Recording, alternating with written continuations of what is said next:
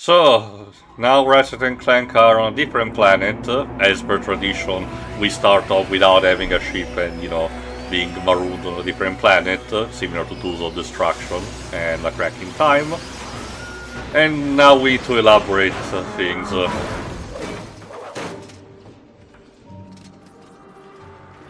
Ratchet, are you in there? I'm not coming out. You cannot stay in there forever.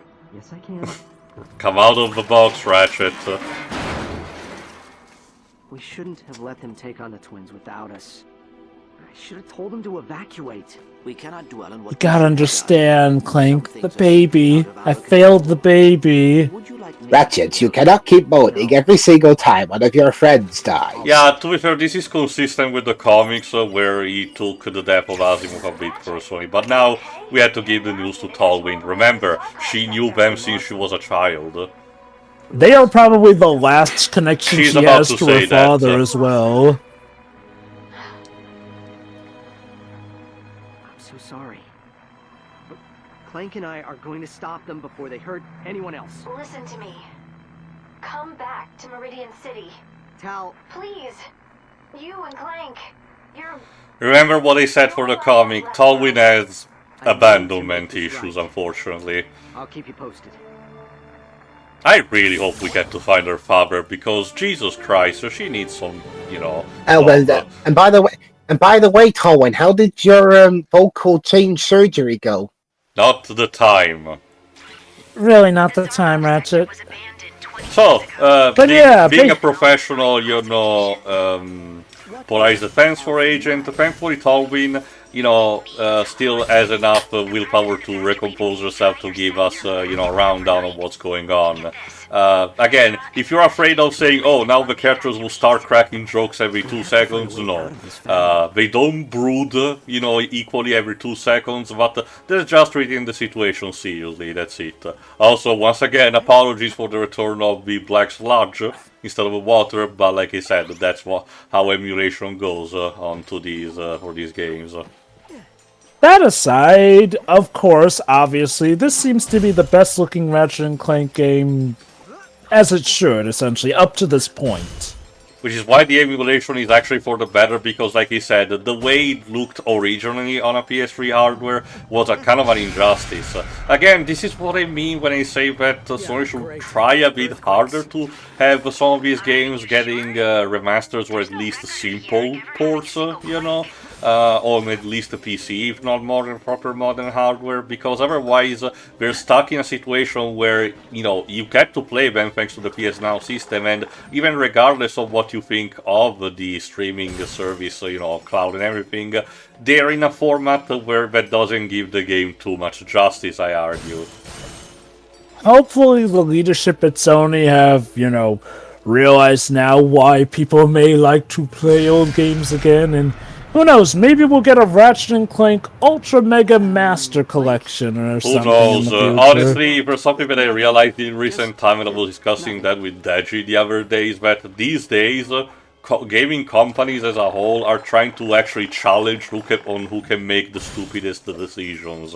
So I don't want to hope on anything at this point, because at the very least I will only get, positive surprises if I do that. He's got a grab teller. He's a devious little arachnoid, ain't he? Don't hurt me. I don't belong here. Pollux is the one you need. No one lives until the you-know-what has been completed, and the you-know-who have arrived. Yeah! Wait, who? I never saw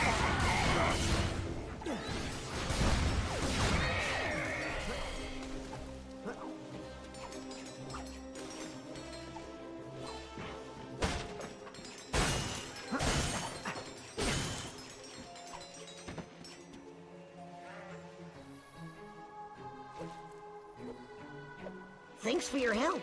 Here, take this grav tab. Hey, So here's hello there. a Terrachnoid that gives us a new gadget that Pollux was developing. Yes, like I said, Pollux is back in this game. This is a grab tether. For you. Well, you can tell it's serious. Ratchet has a perpetual frown on his face in the overworld. Thankfully, we don't really do like Jack 2 and having Ratchet has to say, "I'm gonna kill the Frog Twins." Okay, given that Ratchet has had vengeance issues before, part of me did wonder if he was going to be really set on sticking it to this the is twins. the game that actually, showcases the fact that Ratchet has come a long way in terms of character development. Also, for some reason, the Grab Tab has accompanying relaxing music, like you're in an elevator. Weird. But that Ratchet has matured as a character and, has understood how to apply his revenge. Not in a sense to ignore that, but to, at the very least, focusing instead of, being more, the asshole that he was in the early games. A starking difference to say how he applied his revenge on Cork in the first game. What are you saying, Tio? According to the 2016 game, he was never that asshole, but I digress. We'll get to that eventually. I thought you were going to compare the game also again to The Last of Us Part 2 by saying that revenge was pointless anyway. That's its own can of worms. I will just sum up Last of Us 2 by saying, in hindsight, Red Dead Redemption, both 1 and 2, really handled the concept of revenge and its futility leagues better, but credit to this game overall here. Initial shock of Cronk and Zephyr's death aside, I do appreciate the balance and tone they're keeping. It's more serious, but it's not going uber deaf and dark serious. Let me put it like this. Last of Us 2, that actually felt like it was darker than the first Last of Us game with how gruesome and needlessly dark and edgy it was Naughty Dog doesn't like to use the word fun for their development. And they also hated calling the zombies. That's, to be fair, that tends to be a thing with zombie properties in general, where they don't like calling... It's a joke that started with Shaun of the Dead, and I don't know why. I don't particularly like that movie. I have not seen that movie yet, so I guess I'll just have to wait and see. From the Cornetto trilogy.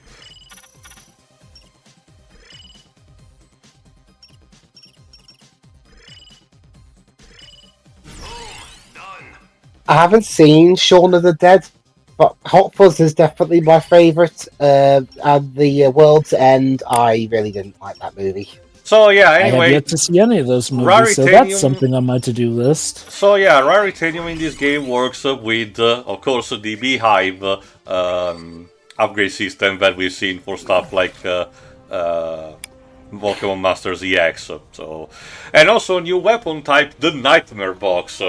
This is literally the decoy, but it basically produces a mechanical puppet that scares the shit out of the enemies for a few seconds, giving you ample time for maneuver, retreat, or extra damage. You will be seeing a second.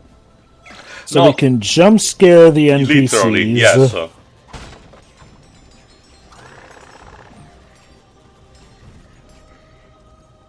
I guess it is part of the thematics of the game trying to be more serious, but still having some degree of a sense of humor.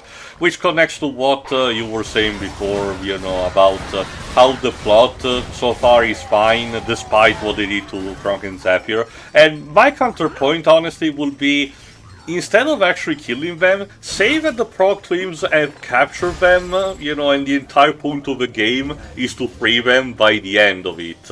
If anything, it also gives opportunity to cut back occasionally to them and having, a joke here or there.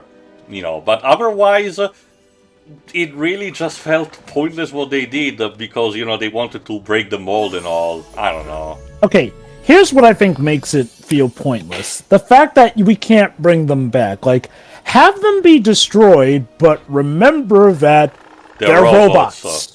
Yeah. We can rebuild them. Just have Ratchet and Clank maybe get their icy chips or whatnot. Heck, we don't even know if they really need that. And heck, even make a joke that when they're rebuilt, they're now younger and more spry because they're rebuilt from the ground up.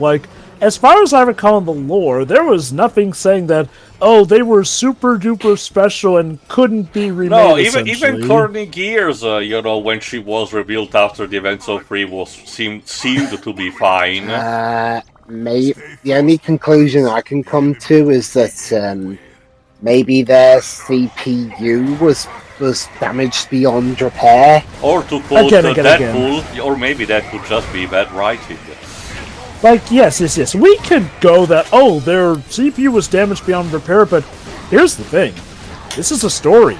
A story has a writer who is essentially god of the plot, essentially. Like, look, if the writer so deems it, it would not be a stretch to say, yeah, they were destroyed, but we managed to salvage enough of their parts so that we can at least, maintain their AI, or, again, rebuild them, essentially. Like, again, I think my only issue is that they stay dead. Like, killing them is ballsy, yeah, but, again, they're robots. If you really wanted to have a death that stuck, well, okay, I'm not going to suggest Tallwyn, because Tallwyn already had a problem that, despite being Ratchet's supposed new love interest, she barely got to feature. On the sideline, yeah. Like, I'm glad let's not forget, she got cut from the game she was supposed to be playable in, too. Like, I am glad that they did not... One thing I'll mention, actually, since I was talking about names in the previous part, Yerek actually had a weird omission of a name. Yes, instead of it was Ratchet just and Clank called into the Nexus. Nexus, was going to mention around here it's just called Ratchet and Clank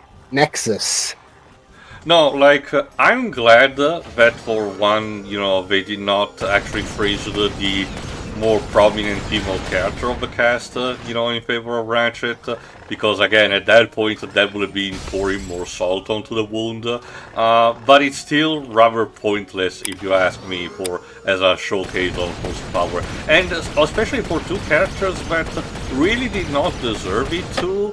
Like, if it was something like, honestly, as mean-spirited as it might be, if they really wanted to kill someone this early on, for shock value, they could have done it to Quark, because I knew you were gonna say that, because if anyone had it coming, for that long, the character had improved, but at the end of the day, he had been still a jerk, and the previous game had made it a point that he had, become too much of a karma Houdini, so if anything, to showcase how super serious things are getting, they might as well would have done that. And even then, I still wouldn't really do that, because that might have still been too gratuitous as well, because one realization that you get to have as you grow older is that narrative-wise, if you want to kill a character, there needs to be something, purpose behind it, or you're making that your entire marketing point, like a Song of Ice and Fire, the books of which Game of Thrones were based upon, where the entire gimmick with that was that you never know who's gonna potentially be killed next among the main characters, This will probably be the plot point that we touch base on a lot, given its controversy, but I think it highlights a bit of an issue in that it feels like a clash of tones with this game. Again, I will say that for the most part, this game handles the balance between serious and funny relatively well, but I do think what's a bit egregious is we went from a series where basically none of the main characters that aren't villains never die to suddenly here's two characters who are now permadead, and they were relatively good, well-meaning guys, and again, most frustrating, they're robots who should be able to be rebuilt, but no, the villain was just that bad that she killed them permanently. Like, I guess you can make the argument that that in itself is part of a joke. You would expect that a robot will be rebuilt, but instead, the characters, everyone is actually moving on. I don't know. It's like, okay, Clank technically has that going for him since he's like Robot Jesus, yeah, so like if you kill him, he can't be replaced. But again, Cronk and Zephyr feel like they could have been. Like, honestly, part of me wonders if that even was the original plan, but someone decided, no, make it permanent death to show that we're playing for keeps, yo. Also, in terms of Clank potentially not being replaceable, I would like to remind you that in 3, Dr. Nefarious managed to construct a perfectly good replica. Yes, again, we did not have the retcons applied attached to the zoning in that game yet, but Nefarious had managed to pull it off pretty effortlessly, and, that's something, that's kind of a plot point that 2016 reimagining will take some inspiration from, so, I don't know. Anyway, it would seem Vendra has become aware of our survival. This is because I'm taking one of the two routes. If you notice, we talked over it, but previously we were at a crossroad, and told us that we could go directly to the orphanage where the Prog twin had grew up, or we could destroy this particular outpost where the Tux or less had occupied. So I'm doing that first. And Again, you still need to do both because this is one of those cases where, similar to the original 3 games, there are some minor branching paths, but eventually you need to cover all of them to progress through the story. So at the very least, I'm glad that they brought the idea of that back, you know.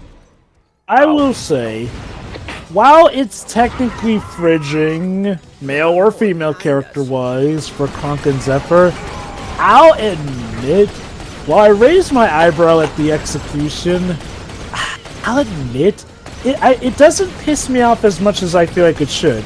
Not in the sense that the story is bad, but in like, I don't find myself as angry at their dying as I feel like I should be. For me, it's a matter of principle, you know, it's just the principle of the thing that I have an issue with. There's a lot of stuff that we can technically call fridging that does not automatically mean it's bad writing, essentially. It's a trope. It's a tool. The problem with fridging was, well, again, who it was happening to way too much, especially in comics at the time, essentially, and especially how it was to being female done. characters and children. Yeah, basically, like, you know, like, so I will give the deaths credit here, at least. They show the villains serious in a way that I can at least believe.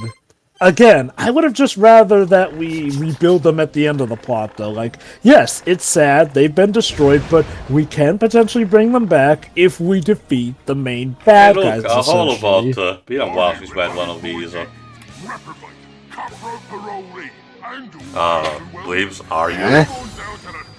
No. Just asking.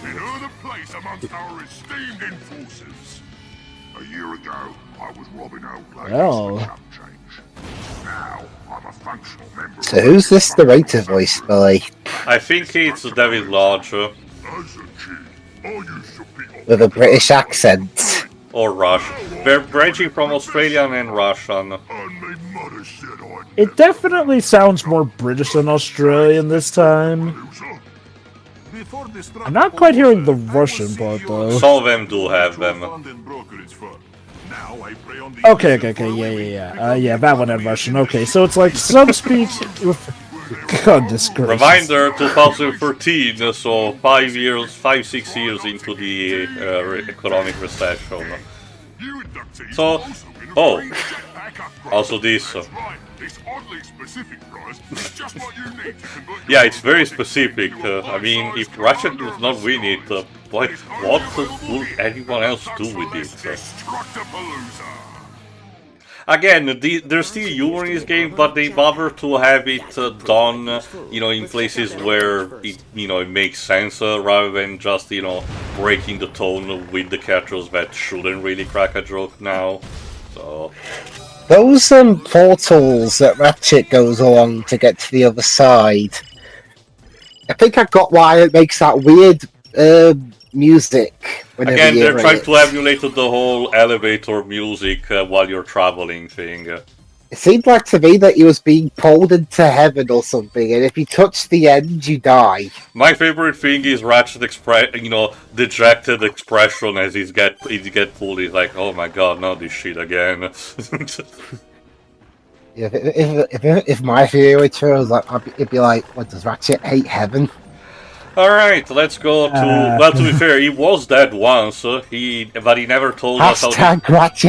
Hashtag Ratchet is a Satanist. But he never told us how the experience was, because he's that once again, I had to stress it out, his death experience was retconned, and Clank never told him about it. I will say this. I think Ratchet and Clank should consider therapy at this point. I mean, yeah. So yeah, your next section before you get to the orphanage where the Prog twins grew up, you need to pass through the caverns. nearby caverns, which are infested by generic crabs. Which is weird. We've had crab species. Well, okay, to be fair, this is a different planet, so Yes, different they will still species, fair recycle enough. the specific small monster from Sargasso that have been using since Tools of Destruction, and I'm pretty sure they never missed a single game up until from that point onward. So don't worry, we're gonna recycle those as well for this game. But otherwise, they have created plenty of original models, so don't worry about that. Oh my god! It was one of those weird crystal-shaped things from that level in Crash to Insanity, where you first in that you're first fighting Cortex and going back and forth. So yeah, turns out that the plumber is still alive. Remember, he was on the ship when he grew up, but for some reason he doesn't even know where he is. Okay, I'm sorry I have to come back to this plot point as well, but shoot, use the plumber as a Deus Ex Machina for explaining how we retrieved the chips from Cronk and Zephyr in space. No, he's just here to justify giving us the Rhino, Drova. Sorry. And I know what you're about. Sorry, guys, but you have to accept reality. The comic relief is dead because We said it's so. serious business now. Are you sure they're fully gone, though? Yes. No one is ever really gone.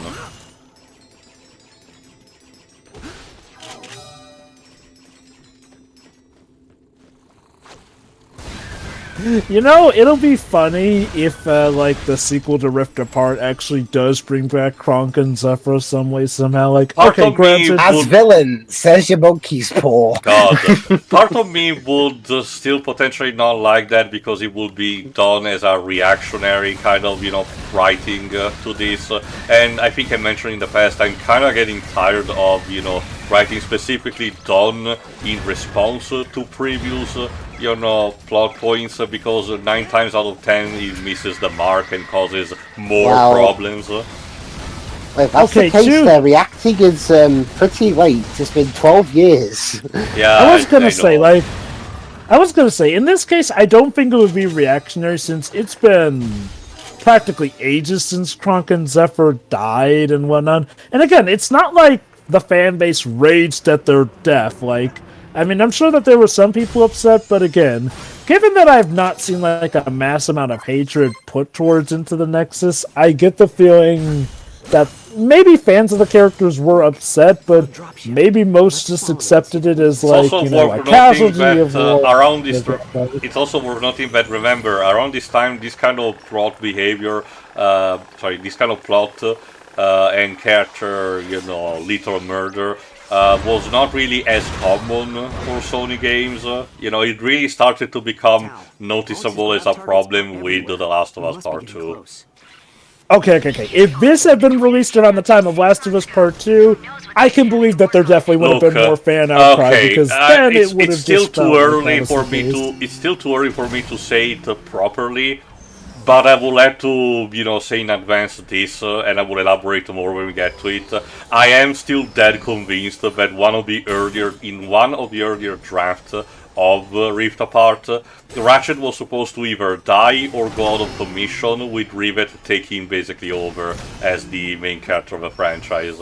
And somewhere in the whole scuffle, things changed to the point of actually giving, a more equal screen time to both characters, even though, Rivet is not in the title of the game. So I'm calling it now. Part of what may have caused them to change gears would have been the backlash Last of Us 2 got. Like, Sony can boast about that game selling or getting awards and whatnot, which, let's be honest, some of those awards may have been heavily biased and interfered with, but regardless, yeah, it sold well at the time, but with each re-release, Last of Us 2 has been selling worse, and oh god, the TV adaptation of Last of Us 2, yes, specifically Season 2, did not do good. So, yeah, methinks that, the tables have turned on Last of Us 2 and its reputation, essentially. We'll have to see if the new game that they're developing, Heretic, whatever the title is, I forgot, will work out or not. Well, Well, again, it depends. I mean, if development of that game is anything like The Last of Us Part 2's, Yeah. oh boy.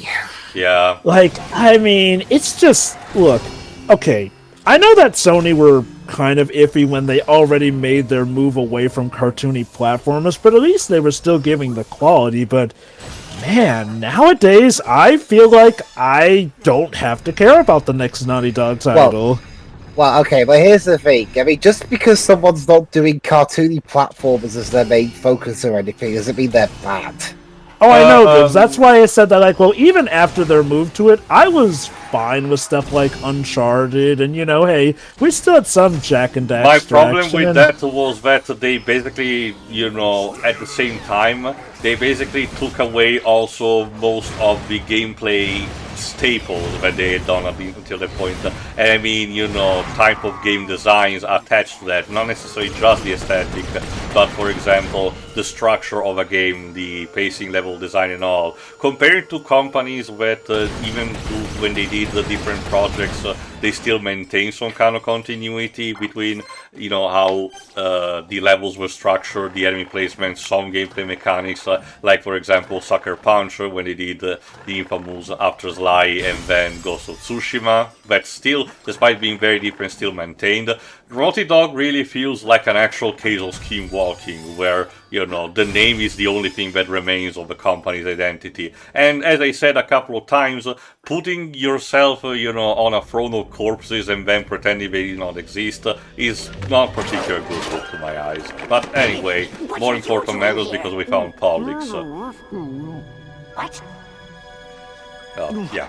We're here to rescue you, but you need to tell us what the twins have you working on. Nothing. It's just this pet project I had back in I the think office. he's still voiced by Richard Nothing Steven unusual. Norwich. Just a tiny What's insignificant... his name? Polix with a Y. What sort of trans-dimensional portal device? So it's time to introduce a gimmick for Clank, believe it or not, for this game. Yes, he also has stuff to do. Yes, it's still Richard. I forgot that he was voicing a lot of characters for this franchise around this time. Makes sense. He had a very iconic voice. People liked him. No controversies, so put him in. So let's see where Clank gets experimented on. After all, to be fair, Polix has knowledge of zoning technology anyway. What did you do to him? Transdimensional software upgrade. I'm gonna have to give you a crash course.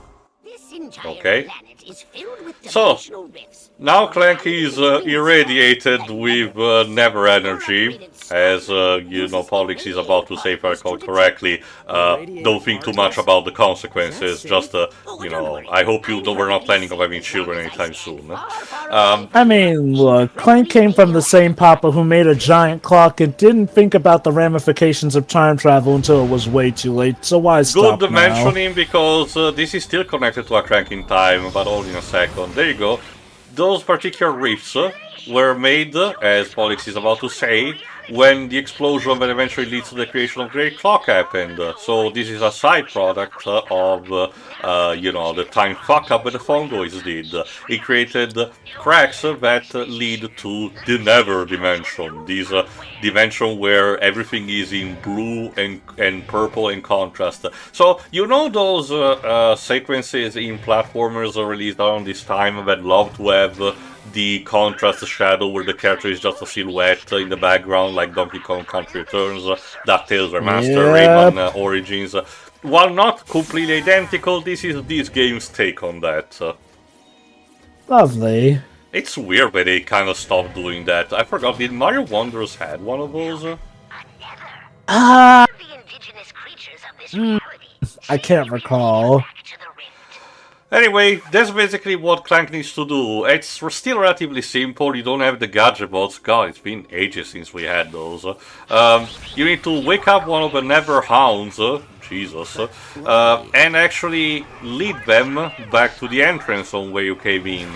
So at that point, the rift will automatically disintegrate, as you're about to see. Because it creates basically a paradox that gets semi-resolved. And that creates an explosion that creates a path. So, all in all, all of these sequences' purpose is literally to just, you know, open a barricade. These ghosts. You know, Pollux, you could have just given us sticks of dynamite rather than having us mess with the very fabric of Or reality. the game could remember that Clank is supposed to be having a laser arm that the Zoni gave it to him in Tools of Destruction, but you know, I guess we're pretending that Nefarious destroyed all of the power-ups from that game. I don't know. Okay, this is part of the issue with Crack in Time definitely being planned to be the ending. When you had something as powerful as a time machine, yeah, it was going to be limited to just that, because remember, technically there should be... No, hold on. What I'm getting at is like, well, you mentioned them forgetting stuff from Crack in Time, like, technically there should be temporal gates all over the galaxy, I was more referring to Tools of Destruction, Jova. Fair enough, but I guess to go to the point of, again, stuff that we could have done instead of the whole needing to rift into another dimension, essentially. Like, I know it's not too different from Ratchet, you know, having needing a new arsenal every single game and starting back from scratch, but I don't know. I think at this point some of Clank's staple, you know, could just remain in some cases instead of, you know, having to reinvent the wheel every single time. Well, yeah, that's my point. It's like, why not have kept in the time travel abilities and just have it be, oh, Clank goes back to a time when there wasn't a wall, essentially, and, you know, manipulate... Oh! That's gone. Mark. And why not just have him, like, manipulate or use time energy to destroy the wall, essentially? I mean, again, I don't even hate this mechanic, but I do agree with you that it did feel like there was a point where Ratchet and Clank really suddenly felt like, hey, here's this new gimmick which involves rewriting the lore for these characters yet again, essentially. And which will be probably forgotten because by the time of Rift Apart, you know, Clank doesn't have this. To be fair, this is very specific for the threat of this game, the Neververse. So at the very least, I can understand why he wouldn't have it, you know, in a future game, because after this, the threat of the Neververse is completely eradicated. It's a single game issue, so you know, this I can understand why it will be, you know, a power up that's not needed or it's gone after it.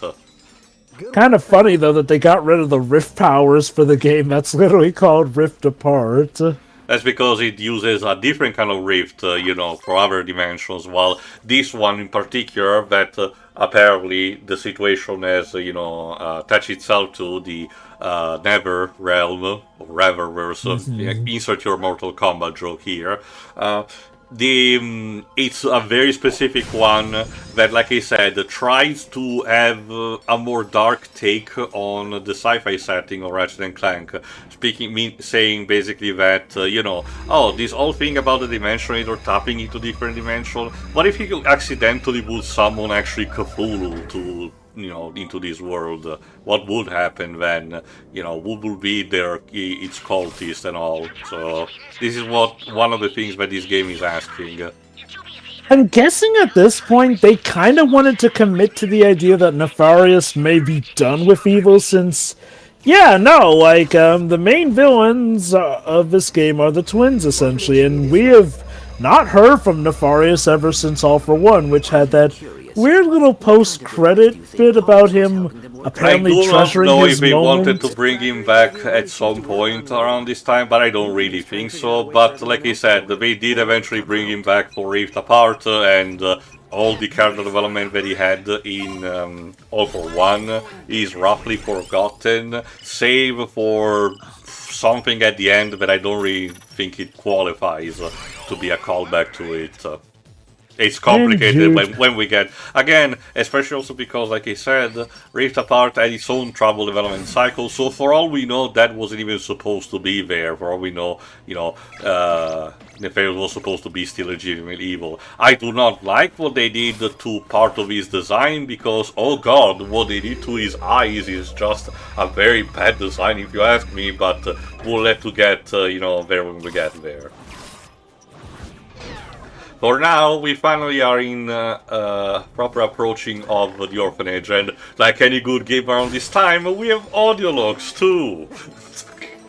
Well, hey, Bioshock was big at the time, so yep. Honestly, pop in at them this point, I can only think of the gag done for audio logs in South Park: The Stick of Truth when you get kidnapped by the aliens, where the guy keeps saying audio log, recording audio logs, but also says, "I keep running into them. I don't know why, but I'm compelled to record my voice." It appears to be some Like- sort of hollow diary. I'm pretty sure Bioshock was the series that really popularized audio.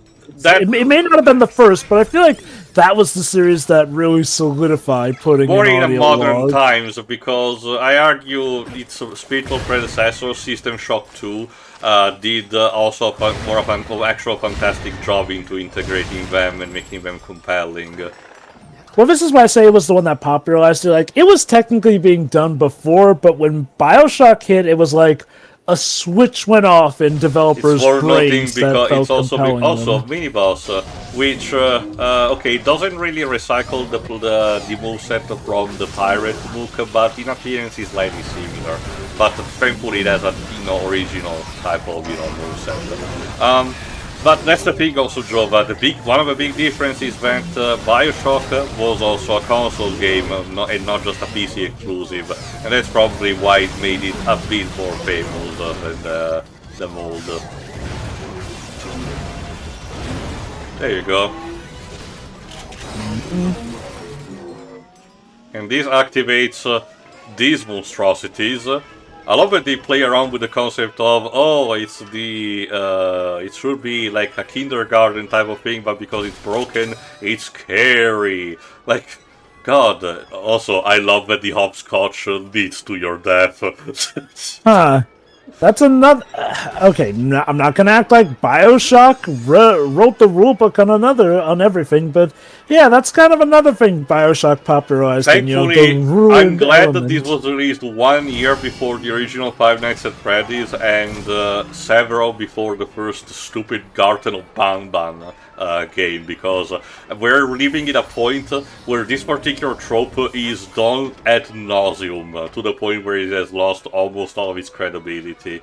So, thankfully, this is having a case of Seinfeld is unfunny.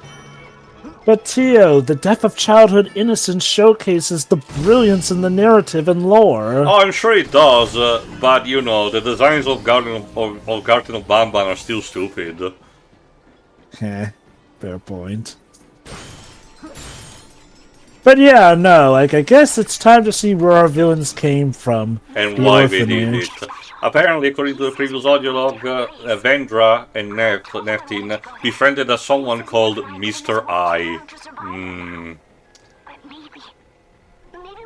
Can you imagine how funny it would be if they tried to retcon this in as Nefarious doing one of his evil schemes? Thankfully, no. But, God, the security in this orphanage was fucking sucked. Like, I guess that's part of a joke, that in this shithole of a galaxy they cared more about buying the next Gadgetron, vending machine, than, caring about the safety of children, because, yeah, that's what happened. Vendra and Neftin studied around in this orphanage until they were able to summon Cthulhu trying to summon Cthulhu in their dimension, so... What? And why were they trying to summon Cthulhu? Because it's just a thing a kid does when they grow up. Not to mention, they were saying that it was their only friend. A hiccup in the space-time continuum. With the right equipment, we may be able to amplify the anomalies and bring out Mr. I. Of course, we'll need some room to experiment. Nev says he knows what to do about them. By this time next year, the entire sector will be ours to experiment with. Also, they're fed like hamsters. What the fuck?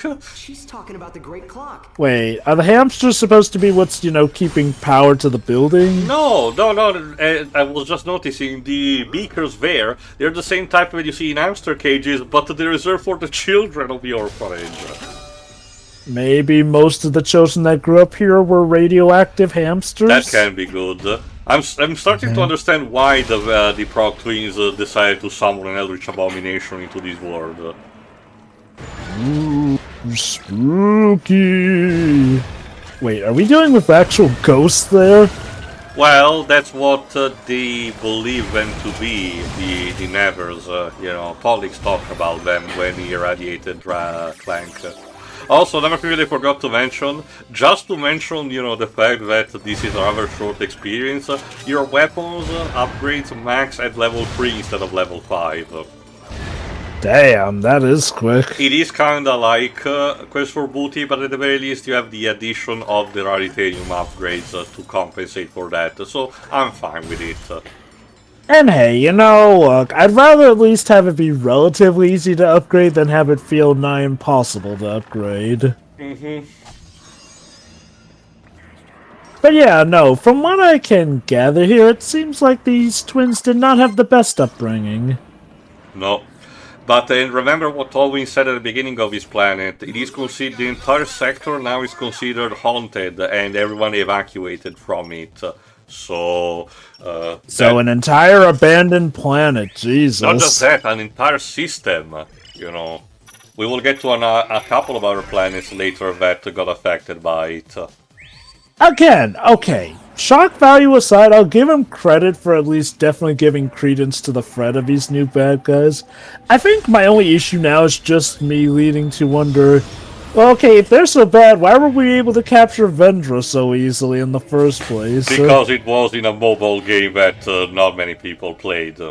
Oh, right, the mobile game. Like I said before, literally the forgot Nexus, about that. Like I said, it's not even worth showcasing because outside of just the premise, it has no real story to speak of. So... Yes. Does she even fight hard in the mobile game? Not that I know. It just has the initial text premise, and the rest of it is your typical Temple Run / Sonic Dash, you know, clone. Is it one of those games that's sadly been lost to time, yes, given how it was delisted. preservation and preservation for mobile games? No, I think BlueStacks is able to emulate it. Like I said, it's just a case where I don't really think it was that worth showcasing much, even as a let's look at it. I will say this, like, the comic was weird enough for All for One, but at least the comic was more or less its own thing, just explaining how certain plot points came into being by the time for All for One. But this, again, showing the actual capture of Vendra, who's apparently a really big-time threat, having that be confined to a mobile game, that did not seem to be that smart. And I'll mind probably have a better time having to showcase the Java mobile game, but that's a story for who knows when. They built their own Dimensionator? You have to concentrate on who you want it to find. My friend, I got family problems too. Don't be afraid to share your pain. Yeah. That's a lot of pain. Yes, it is. So unfortunately, the Prog twins have managed to build their own Dimensionator, which is a problem.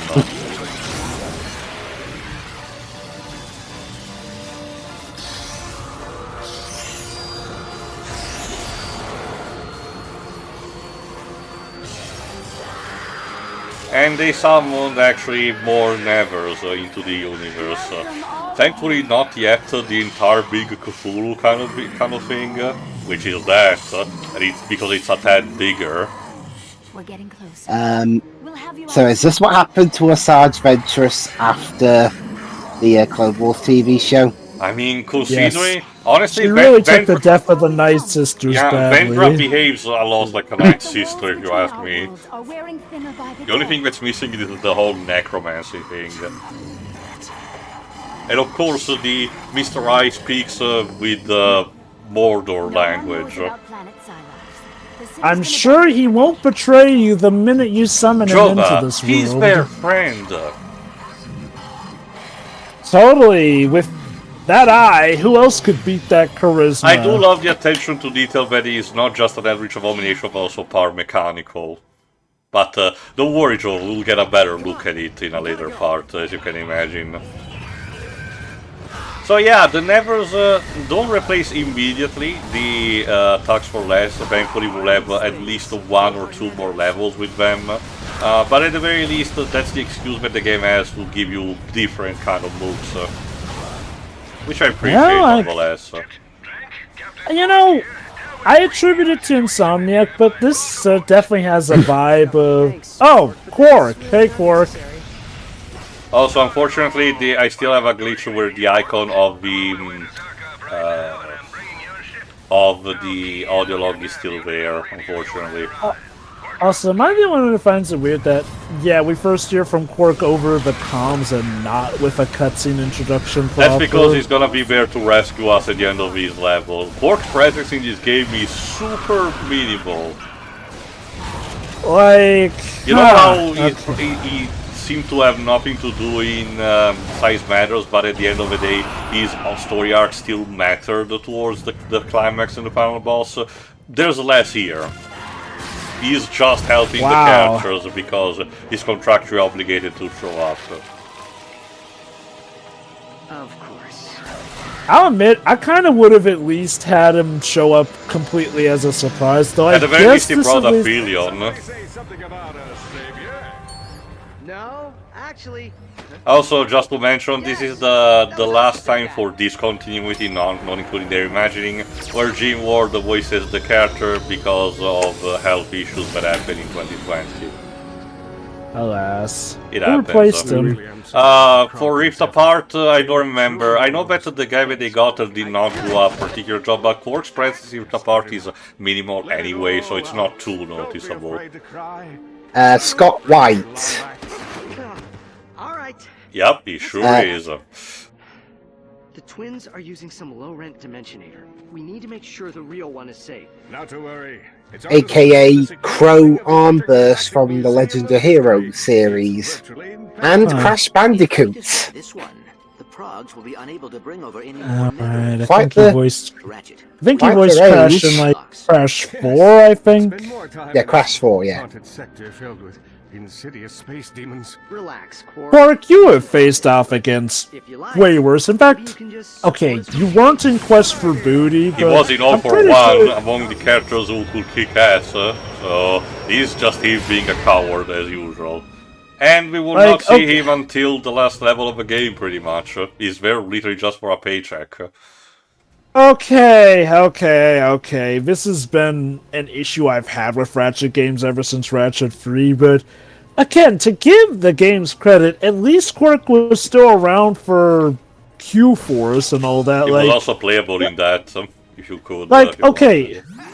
Like, sure, Quark can be cowardly, but we've seen that he can very well put up when the chips are down, so this feels weird for him to just fail. I get it, Haunted Galaxy and whatnot, but again, Quark has dealt with worse than Ghost. In fact, I'm pretty sure he has helped out in at least one of our adventures with Ghost.